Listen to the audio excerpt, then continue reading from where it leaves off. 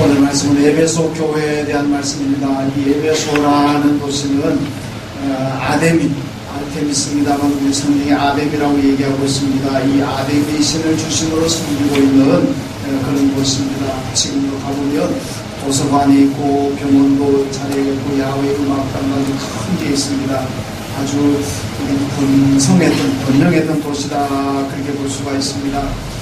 제가 오래전에 이스라엘 거기 사마리아 갔을 때 보니까 그 바닥이 땅을 돌로 포장을 해놓고 기둥석이 쫙 있는 걸 보면서 제가 많이 놀랐습니다. 야, 이런 것들을 좀 어떻게 했을까? 그런데 지난번에 에베소 가보니까 이 사마리아 그 장난 수준, 애들 장난 수준 같습니다. 얼마나 이 돌을 포장을 잘 해놨고 건물도 고대 건물이 무너진 것도 있고 되게 일부분이 있습니다만은 정말 어마어마한 그런 도시였다는 것을 볼 수가 있었습니다. 그래서 이 고대 에베소가 이만큼 번성했구나 하는 것을 한눈에 확인할 수가 있었습니다. 이 바울도 이 에베소에 대해서 굉장히 관심이 많았습니다. 그래서 오늘은 그 고대 세계 걸어다니면서도 에베소를 3번이나 방문을 했습니다. 성경에 나와 있는 것만 3번입니다. 그리고 또 바울이 2년간 에베소에 머물면서 이 브란노 서원에서 복음을 열심히 전했던 이곳이 바로 에베소였습니다. 그만큼 에베소가 바울의 큰 관심지였다 하는 것을 볼 수가 있습니다. 에베소 교회가 있는데 요한계시록 2장에 보면 에베소 교회에 대한 얘기가 나옵니다. 에베소 교회에 칭찬한 것도 있고 에베소 교회에 책망도 나와 있습니다. 칭찬한 것은 뭐냐? 에베소 교회는 거짓 사도의 정체를 밝히는 교회였다 이렇게 얘기합니다.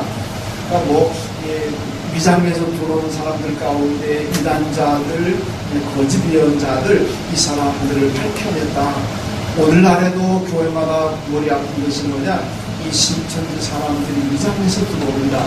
그러니까 처음에는 목표가 안 납니다. 나중에 가다 보니 본색이 드러나는데 그들이 본색이 드러날 때쯤 되면 이 교회는 큰 혼란에 빠집니다. 그런 교회가 우리나라 한두 교회가 아닙니다. 근데 에베소 교회가 그런 위장한 사람들을 정체를 밝혀내는 교회였다. 이 얘기는 뭐냐? 그들이 영적으로 깨어있었다는 얘기입니다. 영적으로 깨어있으니까 분별이 되는 거지 깨어있지 못한 분별 안 됩니다. 그러니까 잘 분별했다는 얘기는 그만큼 에베소 교회가 영적으로 깨어있었다는 말씀이고 그리고 인내하고 부지런한 교회였다 그렇게 말씀합니다. 잘 참더라는 얘기입니다.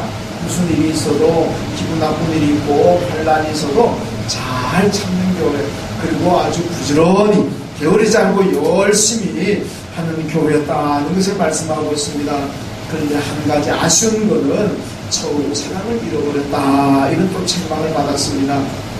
처음 예수 믿고 기쁨이 있고 처음 예수 믿고 구원받은 감격이 있고 그래가지고 주님을 사랑하고 교회를 사랑하고 성도를 사랑하는 이 사랑하는 마음이 점점 소멸되었다 하는 얘기입니다. 여러분 씨 뿌리는 비유 가운데 보면 가시덤불에 떨어진 씨가 있잖아요. 가시덤불에 떨어진 씨는 처음에는 어느 정도까지 잘 자랍니다. 그러다가 성장이 멈춥니다. 왜? 가시덤불이 햇빛을 가려버리기 때문에 그런 겁니다. 이 신앙인들도 보면 처음에 예수 믿고 믿음이 잘 자라갑니다. 열심히 합니다. 그러다가 어느 순간에 넘어집니다. 왜 그러냐? 가시덤불.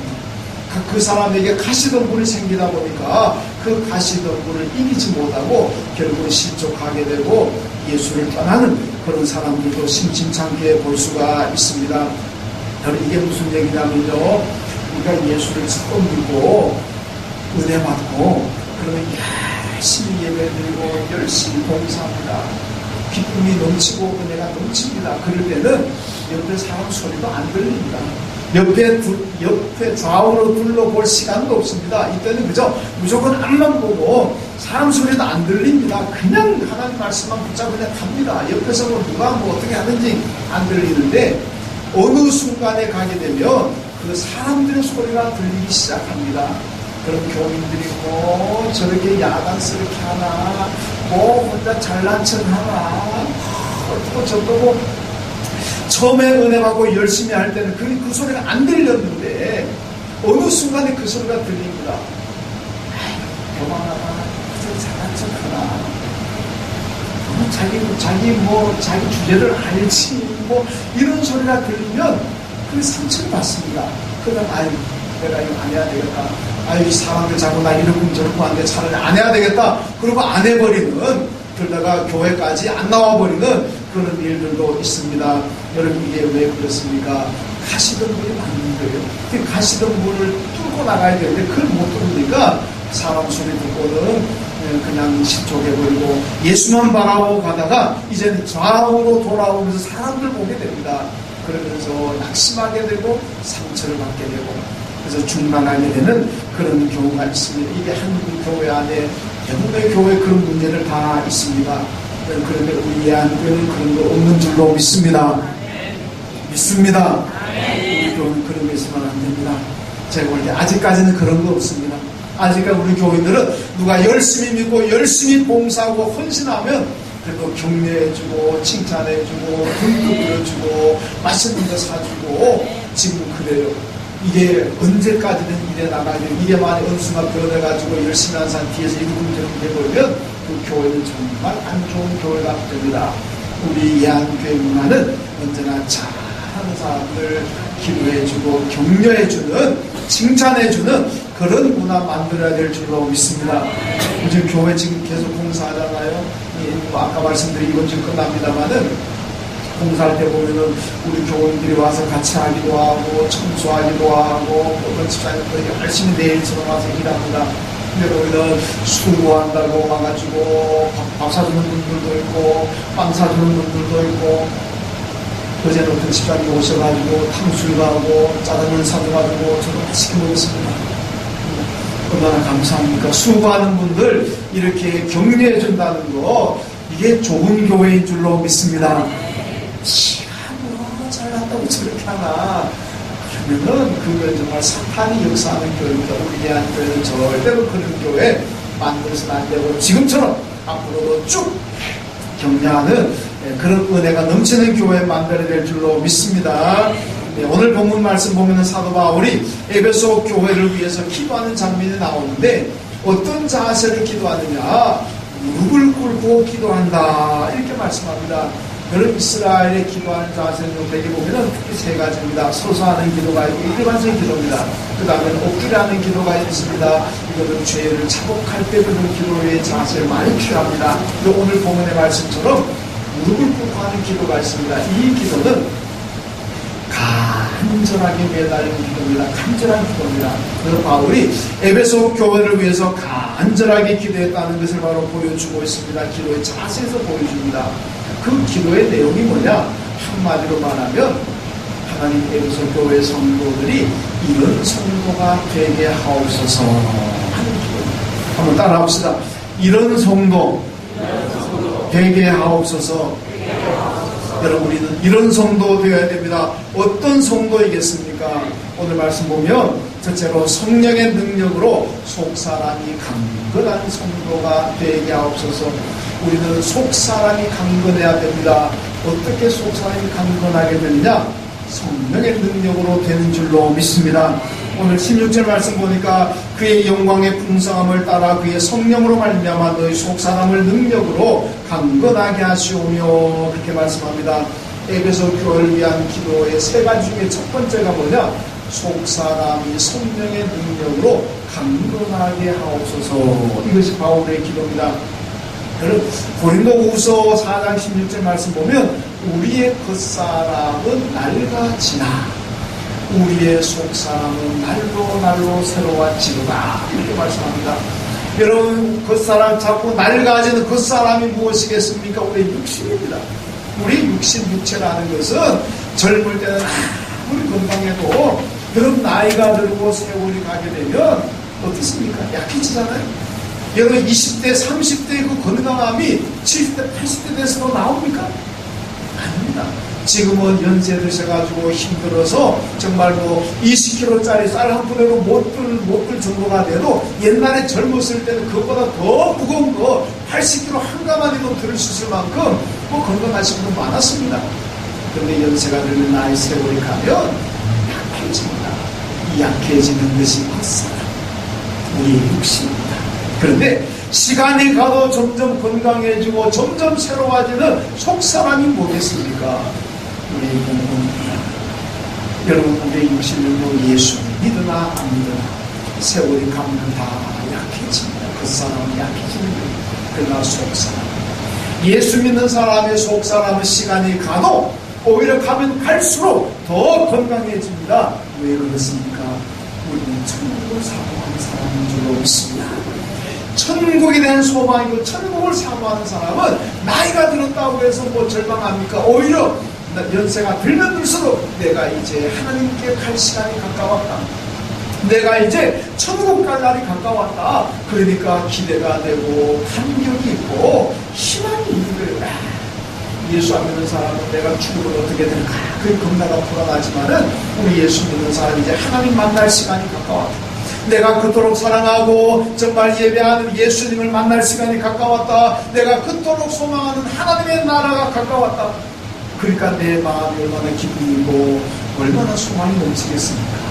이게 속사람입니다. 그래서 겉사람은 예수 믿어도 약해지지만 속사람은 성령의 능력으로 오히려 세월이 갈수록 하나님 나라가 가까워졌다고 믿기 때문에 더 건강하고 더 기쁨 있고 더 능력이 있을 줄로 믿습니다. 여러분, 그래서 속사람이 건강해야 됩니다. 느헤미야서 8장에 보면요, 이스라엘 백성들 바벨론 포로에서 돌아와가지고 전부 다 자기 생존 문제 때문에 안식일도 안 지킵니다. 여러분, 안식을 하나님 가서 예배 드립시다. 그런데 예배는 무슨 내가지고 살기도 급한데 70년 바벨론 포로 생활하고 돌아왔으니까 살 집이 없습니다. 뭐 어디 뭐 음식을 만들고 식량을 생산해낼 그런 그 장면 잘 없습니다. 몸도 일궈야 되고 밥도 일궈야 되고 씨앗도 심어야 되고 할 일이 얼마나 많은지 모릅니다. 지금 내 몸은 고치는데 먹을 음식이 없는데 무슨 안식이냐고. 그런 안식을 안 지킵니다. 그때 에스라가 모든 백성들 다 수문한 방전을 와오고 말씀 전합니다. 여러분, 하나님 잘 섬겨야 됩니다. 하나님 말씀 잘 순종하고 하나님 잘 섬겨야 됩니다. 먼저 예배를 잘 드려야 됩니다. 그래야 여러분의 삶을 하나님 축복하십니다. 지금처럼 먹고 산다고 하나님 잘 안 섬기면, 안식을 안 지키면 여러분에게 점점 고통이 올 겁니다. 모든 백성들 계속 회개합니다. 우리가 잘못했습니다. 이제부터 우리는 안식을 잘 지키겠습니다. 결단하는 장면이 거기 나옵니다. 이들이 포로국의 사람들이며 육신을 위해서 영혼을 버린 사람들입니다. 겉사람 먹고 살기 위해서 속사람을 버렸다는 겁니다. 그런데 성경은 겉사람보다도 속사람이 중요합니다. 겉사람의 건강도 중요하지만 속사람이 먼저 건강해야 된다는 것을 말씀하고 있습니다. 요한 3서에서 유명한 삼박자 축복이라는 게 있잖아요. 내 영혼이 잘된 같이 범사가 잘되고 강건하기를 내가 구한다. 세 가지 복입니다. 영혼의 축복이고 범사 육신의 축복이고 건강의 복입니다. 이 복 안에 첫 번째 나오는 게 보니까 내 영혼이 잘되고, 여러분, 영혼이 잘 되면은 범사가 잘 되게 되어 있습니다. 영혼이 잘 되면은 여러분 내가 건강한 삶을 하나님께 축복받을 수가 있습니다. 그런데 영혼이 잘 안 되게 되면 범사도 틀어지는 것이고, 영혼이 잘 안 되게 되면 여러분 건강 문제도 하나님께서 치실 수 있다는 겁니다. 여러분, 우리 역사에 보면 하나님이요 애굽을 칩니다. 이스라엘을 칩니다. 왜 칩니다 하십니까? 이스라엘 백성들이 하나님을 의지하지 않고 애굽을 의지하니까 한 이스라엘이 의지하는 대상인 애굽을 하나님 쳐버립니다. 우리가 의지하는 것 있으면 하나님도 쳐버린다는 겁니다. 여러분, 물질 의지하느라고 예수 잘 보고 있습니까? 하나님 그 물질 칠 수 있습니다. 여러분, 건강하게 살아야 된다고 건강 운동하느라고 예수 잘 보고 있습니까? 하나님 그 건강 치실 수 있습니다. 왜? 우리가 의지하는 것, 그게 우상이 될 수가 있고 하나님을 깨버립니다. 치십니다. 그러니까 하나님만 의지해야 될 줄로 믿습니다. 사도행전 11장 22절을 보니까 바나바를 얘기하는데 성령이 충만하고 믿음이 충만했다 그럽니다. 그러면서 바나바에게 많은 사람들이 모여들더라 이렇게 말합니다. 바나바가 성령이 충만하고 믿음이 충만하니까 많은 사람들이 바나바에게 모여들고 바나바를 통해서 예수를 믿더라 얘기하는 것입니다. 여러분, 성령이 임할 때 우리의 속사람이 강건하게 될 줄로 믿습니다. 성령이 임할 때 나를 통해서 예수 믿는 사람들의 수가 늘어나고 구원의 기쁜 소식이 사람들에게 전해지게 될 줄로 믿습니다. 그 사람이 중요합니다. 그 사람 육신이 건강하죠. 하나 그것보다 더 중요한 것은 속사람. 우리 속사람이 건강해야 된다는 말씀입니다. 성령의 능력으로 건강해집니다. 여러분, 어떤 분들은요, 내가 건강하게 살아야 된다. 그리고 주일날 예배도 안 드리고 운동하러 가는 사람이 있습니다. 등산 가고 축구 가고 골프 치러 가고. 왜 그러냐? 건강해야죠.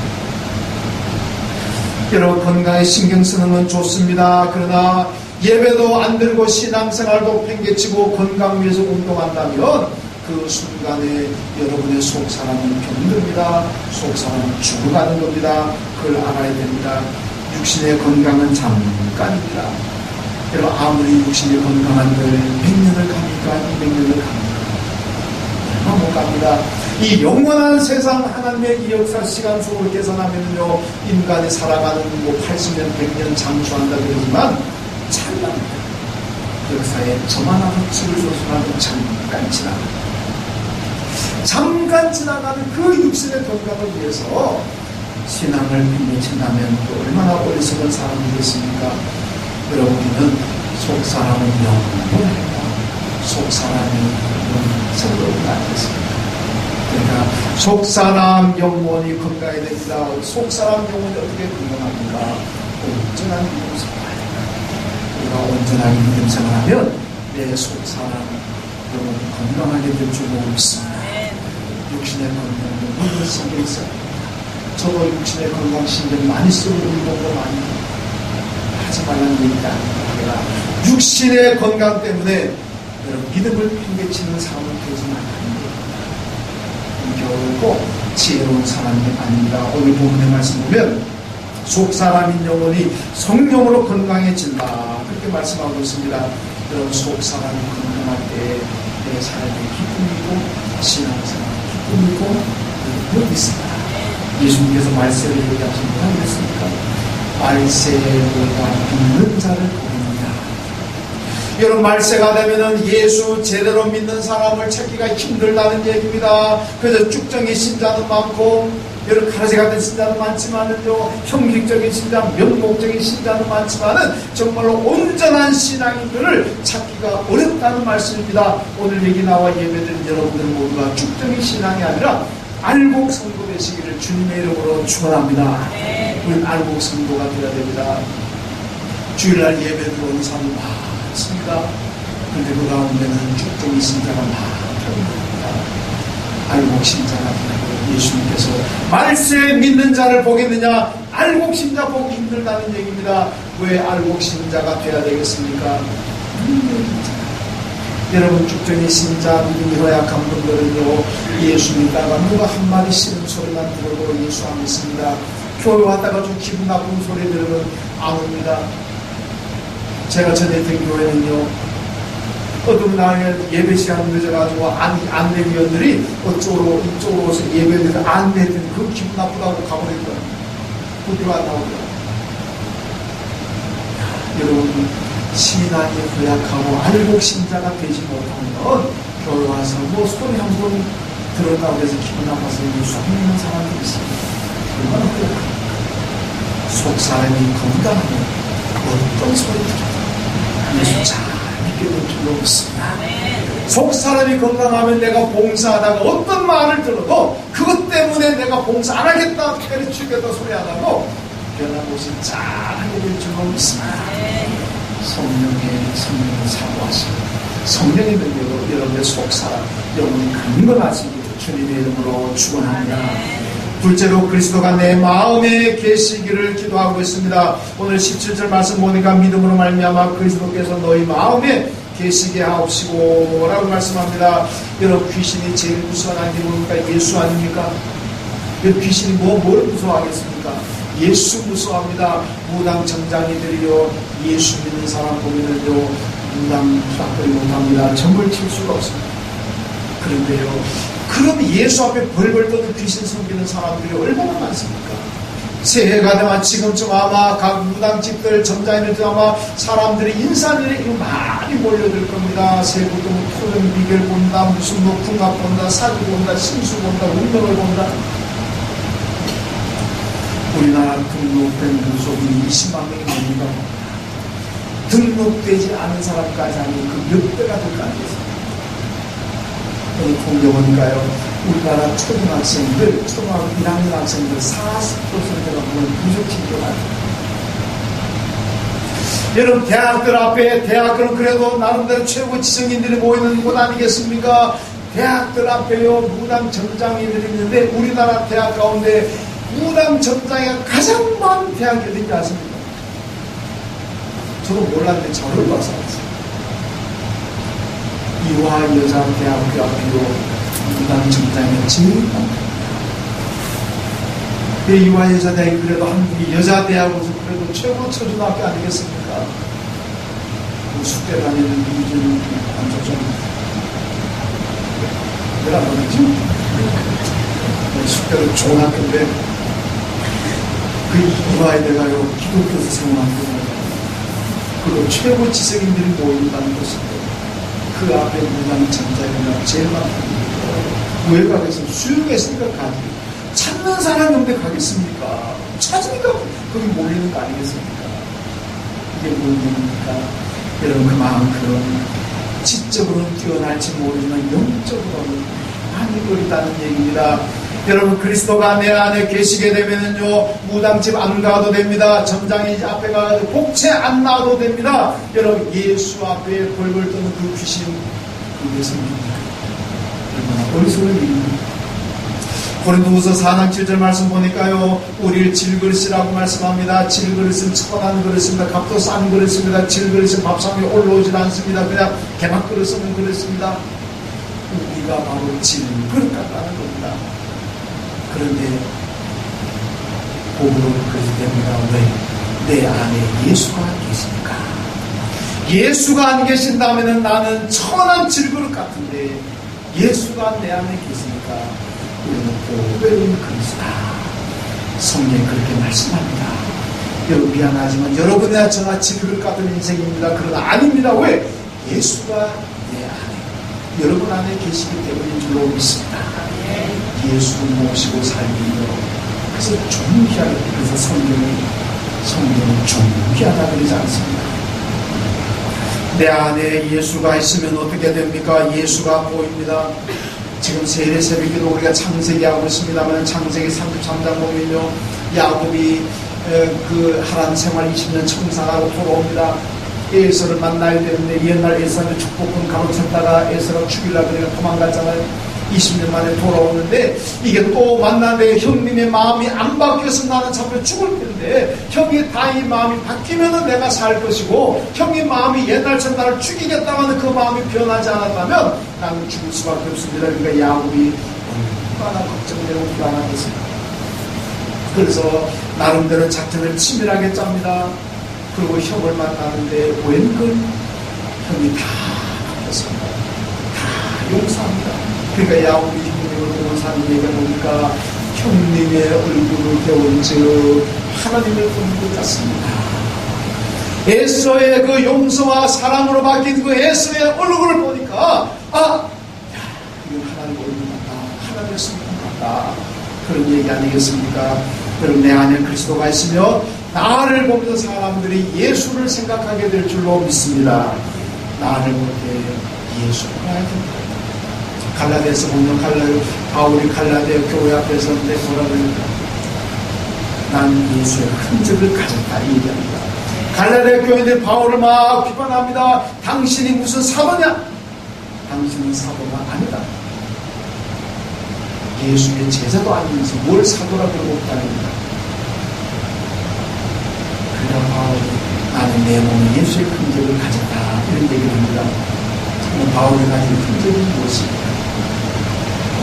예수를 위해서 아픔당하고 고난당하고 복음 전하다가 돌에 맞아 죽을 뻔하고 갇혀가지고 내리막 40에 하나 가만 39대 메리고 많이 떨어져서 얼마나 그 상처가 깊겠습니까? 예수 위해서 복음 전하다가 내가 이런 상처를 가졌다. 그게 흔적입니다. 여러분 신앙생활 하시다 보면 아픔을 당할 수가 있고 상처받을 수 있습니다. 그것 때문에 어떤 분은 나는 교회 안 다닐 거야. 그러지 마세요. 그것도 상처의 흔적인 줄로 믿습니다. 흔적인 줄로 믿습니다.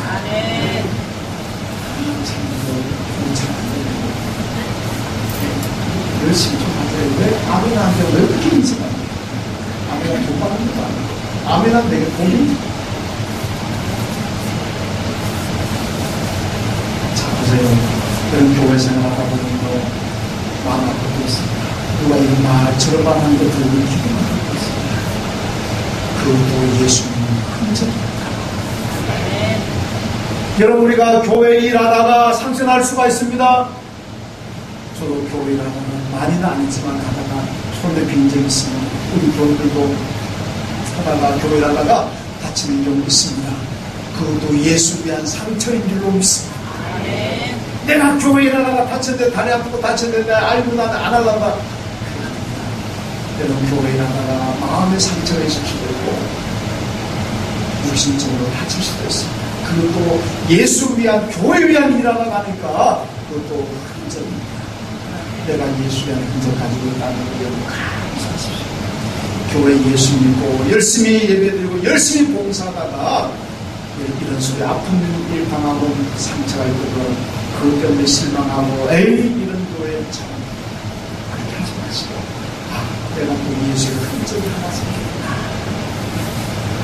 예수를 흔적으로 생각하면 그것도 감사합니다. 그리고 은혜일 줄로 믿습니다. 교회하고 무엇을 마음이든지 육신이든지 상처가 생기면 아픈 생각 흔적이다. 흔적 하나 생긴다. 그렇게 생각하면 됩니다. 여러분 어떤 드라마에 보니까 내 안에도 있어 그런 얘기한다. 내 안에도 있다. 우리 내 안에도 있다. 내 안에 예수가 있어야 될 줄로 믿습니다. 예수가 내 안에 있으면 예수의 온유하고 견고한 성품을 담게 됩니다. 여러분 세상에서 보면 지휘자들을 아니면 무슨 뭐라 그럴까요? 그 감독들 얘기할 때 보면 지장이나 독장이나 그런 얘기하잖아요. 지장은 뭐냐? 아는 것은 많은데 덕이 없다 보니까 사람을 자꾸 피합니다. 덕장은 뭐냐? 아는 것은 별로 없을지 몰라도 마음이 편하니까 사람들이 많이 보여요. 여러분 오늘날 대에서는 덕장입니다. 아는 게 중요한 게 덕을 배웁니다. 특별히 교회는 그렇습니다. 지장이 되지 마십시오. 옛날 바리새인들은 지장에 가깝습니다. 아는 것은 많습니다. 근데 덕이 없어요. 그 사람은 주에 아무도 안 갑니다.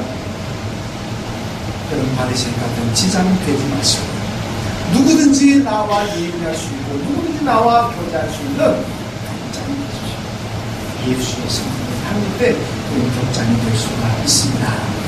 여러분 그리스도 예수가 여러분 안에 계셔서 여러분 언제나 더 깊게 살아가시길 주님의 이름으로 축원합니다. 세 번째로 그리스도의 사랑을 알게 해달라고 기도하고 있습니다. 여러분 에베소 교회는 첫사랑을 잃어버렸습니다. 오늘 본문의 기도를 한번 보면요 하나님 에베소 교회 성도들이 그리스도의 사랑의 넓이와 깊이와 길이와 그 높이를 알게 해 주시오. 깨닫게 해달라고 기도하고 있습니다. 여러분 그리스도의 사랑은 십자가의 죽으심입니다. 종교가 많습니다. 교주들도 많습니다. 그 많은 교주들 가운데 여러분 자기를 따른 자기를 믿는 신도들 왜 죽은 교주 있습니까? 아무도 없습니다. 불교를 많이 믿습니다만 불교 석가가 자기 불자를 위해서 죽었습니까? 아닙니다. 자기가 그냥 생로병사 사람이 태어나서 늙고 병들고 죽는 거 이 문제 해결해 보기 위해서 가출했습니다. 출가했습니다. 가출을 하면 비행청소년 갖고 출가하면 뭔가 대단한 뜻을 가지고 나가는 것 같은데 얼마 전에 신문 보니까 출가와 가출의 의미를 이렇게 정리했더라고요. 가출은 목적 없이 나가는 거고 출가는 목적을 가지고 나가는 거다. 이런 얘기입니다. 가출은 환영받지 못하는 것이고 출가는 나중에 환영받는다. 이렇게 얘기하는데 글쎄 저는 국문학을 전공하지 않았으면 내가 볼 때 가출이나 출가는 똑같은 얘기입니다. 말로 바꾼 건 아니고 말만 뒤집으면 하나는 가출, 하나는 출가입니다. 여러분 출가도 하지 마시고 가출도 하지 마십시오. 석가도 결국은 생로병사를 이기지 못하고 죽었습니다. 이 땅에 수많은 교주를 다 자기 생로병사 문제에 걸려 죽은 거지 누구도 신도에 죽지 않았습니다. 그런데 예수 그리스도는 생로병사로 돌아가신 것이 아니라 우리를 죄에서 구원하신 십자가에서 죽으신 줄로 믿습니다. 여러분, 내 안에 예수가 있다면 그 사랑을 알게 됩니다. 여러분, 우리는 그 사랑을 가지고 잘 실천하면서 살아야 됩니다. 오늘 말씀 보면요, 예수님께서 온 인류 위에 구원을 십자가에 죽으셨다. 그 사랑을 알아라. 그건 바로 희생이라는 겁니다. 역대하 21장 보면 다윗이 인구조사로 7만 명이 죽었습니다. 그래서 오르날의 타작마당에서 다윗이 하나님께 제사 드린 장면이 나오는데, 거기서 다윗이 제사하면서 기도합니다. 하나님, 내가 범죄했는데, 내가 잘못했는데 왜 이 백성들을 다 죽이십니까? 하나님, 나를 죽이십시오. 나를 죽이시고 나를 죽여서 하나님이 성이 안 찬다면 내 아버지과 내 가족을 다 죽이십시오. 내가 죽겠습니다. 나를 죽이시고 이 백성들을 용서하십시오. 하나님께서 그의 제사를 받으시고 그 예배를 받으시고 용서하십니다. 하나님의 제한이 멈춰집니다. 그런데요, 그 자리에 예루살렘 성전이 건축되었습니다. 솔로몬 성전이 바로 다윗이 오르날의 타작마당에서 하나님 앞에 예배드리고 자기 희생을 선포하며 예배드리는 그 자리에 성전이 세워졌습니다. 예루살렘 성전도요, 바로 희생의 터 위에 세워진 겁니다. 오늘 교회가 어디에 세워졌습니까? 예수 그리스도의 십자가 죽음과 부활. 그래서 교회가 세워진 줄로 믿습니다. 이게 뭡니까? 희생 아닙니까? 구약의 성전도 희생의 터 위에 세워졌고, 여러분 신약에 지금 우리 교회도 예수 그리스도의 십자가 희생 위에 세워졌습니다. 그러므로 우리 희생적인 믿음을 가져야 됩니다. 그 희생은 사랑입니다. 사랑이 없으면 희생을 할 수는 없는 거예요. 내가 사랑하니까 희생하는 거지, 사랑하지 않는데 어떻게 희생하겠습니까? 사랑이 중요합니다. 여러분, 오윈 대령이라는 분이 있는데, 이분이 아폴로 15호를 타고 달나라 갔다 온 사람입니다. 우리나라에 와서도 간증을 했고 해외 다니면서 간증을 많이 한 사람인데, 이분의 간증을 보면 그렇습니다. 자기가 달나라에 가가지고 모든 임무를 다 마치고 지구로 내려오는데 캡슐 2개가 다 이게 펴져야 되는데, 아마 쉽게 말하면 낙하산 같은 거겠지. 펴져야 되는데 한 개는 펴지고 한 개가 안 펴지더라는 거예요. 그러니까 속도가 얼마나 빨리 되는지, 그래야 지구를 부딪히면 다 박살납니다. 그러니까 미국의 휴스턴 우주공항에서 비상이 걸렸습니다. 자, 어떻게 하냐. 아무리 해도 지금 어떻게 안 됩니다. 그러니까 순간적으로 누가 우리 기도합시다. 그래가지고 모두가 아멘 하고 모두가 휴스턴 우주공항에서 기도하고, 우리들은 자기도 기도하고 막 그냥 정신없이 기도하는데 보니까 갑자기 어떤 회오리 바람 밑에서도 팍 불어올라가가지고 땅에서 위로 불러오는 회오리 바람 때문에 급하게 하강하던 그 깁슐이 어느 정도 속도의 안정을 갖고 지구에 안전하게 착륙했다. 이게 자기 간증입니다. 그래서 자기는 처음에는 우주본부에서 뭔가 조정해서 된 줄 알았는데 나중에 보니까 우주본부에서는 아무것도 못해요. 그래서 나중에 고백하게, 하나님께서 조정하셨구나. 이분이요, 헝가리 대학에 가가지고 강연했는데, 간증을 했는데, 간증 끝나고 한 학생이 질문을 던졌습니다. 자, 인류 최초의 우주에는 소련의 가가리라는 사람인데, 이 사람은 달나라 갔다 와가지고 그래서 하나님 아무리 찾아보아도 없더라, 그렇게 하는데 어떻게 당신은 하나님을 봤다 그럽니까? 그러니까 이 오빈 대령은 딱 한마디, 마음이 청결한 자는 하나님을 봅니다. 아멘. 마음이 청결한 자는 어디서든 하나님을 봅니다. 이분이 달나라에서 지구를 보니까요, 그렇게 아름답더래요. 우리는 지구가 썩어가느니 생태계가 파괴되느니 이놈 빌어먹으려고 세상 그렇지만은 달나라에서 지구를 내다보니까요, 그렇게 아름답고 찬란하더랍니다. 마치 하나님이 다 지구를 품고 있는 것 같은 그런 모습이더라는 거예요. 마음이 청결하니까 그렇게 보이는 줄로 믿습니다. 마음이 청결하고 속사람이 강건하며 어디서든지 하나님을 보게 됩니다. 여러분, 내가 실패한 현장에서도 마음이 청결한 사람은 속사람이 강건하면 하나님의 사랑을 느끼게 될 줄로 믿습니다. 내가 지금 내일 죽는다고 하는 그 고통의 병상에 있을지라도 마음이 청결하고 속사람이 강건한 사람은 거기서도 하나님의 사랑을 느끼게 될 줄로 믿습니다. 여러분, 하나님의 사랑이 건강하고 잘 될 때만 봅니까? 아닙니다. 마음이 청결하고 여러분 믿음이 있고 속사람이 강건하면 죽을 만큼 고통스러운 상황에서도 하나님의 사랑을 발견하기 때문에 이제 우리가 조금 더 찬송 부르겠습니다만 304장 유태인들이요 히틀러에 의해서 600만 명이 아우슈비츠 감옥 두께서 죽어갑니다. 얼마나 비참하게 죽어갑니까? 그 비참하게 죽어가면서 그들이 하나님의 사랑을 노래하고 있습니다. 하늘을 두루마리 삼고 바다를 물을 삼아도 그 크신 하나님의 사랑 다 기록할 수 없습니다. 여러분 지금 끔찍하게 비극으로 죽어갑니다. 그러면서 하나님의 사랑을 발견하고 노래하잖아요. 이게 뭡니까? 마음이 청결하고 속사람이 강건합니다. 그리스도의 사랑이 얼마나 큰가를 우리 위해 십자가에 죽으신 그 하나님의 사랑, 독생자를 보내신 하나님의 사랑, 십자가에 죽으신 그리스도의 사랑, 그 사랑의 깊이와 넓이와 높이가 얼마나 대단한 걸 아니까 그런 가운데서도 하나님의 사랑을 노래하고 있습니다. 아멘. 우리가 그 사랑을 알아야 될 줄로 믿습니다. 아멘. 그 크신 하나님의 사랑을 알 때 우리는 어떤 환난도 이길 수가 있고 고난도 이기고 믿음의 길을 갈 수가 있습니다. 아멘. 누가 뭐라 그래도 옆에서 뭐라 그래도 우리 꿋꿋이 믿음의 길을 갈 수가 있습니다. 아멘. 여러분 마음이 청결한 마음 가지셔서 어디서든지 어떤 상황에서든지 하나님을 보시고 하나님 만나고 하나님 사랑을 깨닫고 믿음으로 승리하시길 주님의 이름으로 축원합니다. 기도하겠습니다. 하나님 아버지 감사합니다. 오늘 바울이 기도한 것처럼 우리 모두가 속 사람이 강건하게 하시고 우리 모두가 그리스도의 사랑을 다 알게 하시고 그래서 어떤 환난이 유혹이 오고 핍박이 오더라도 내 믿음의 길을 잘 갈 수 있는 저희들 되게 하여 주옵소서. 예수님의 이름으로 기도하옵나이다. 아멘.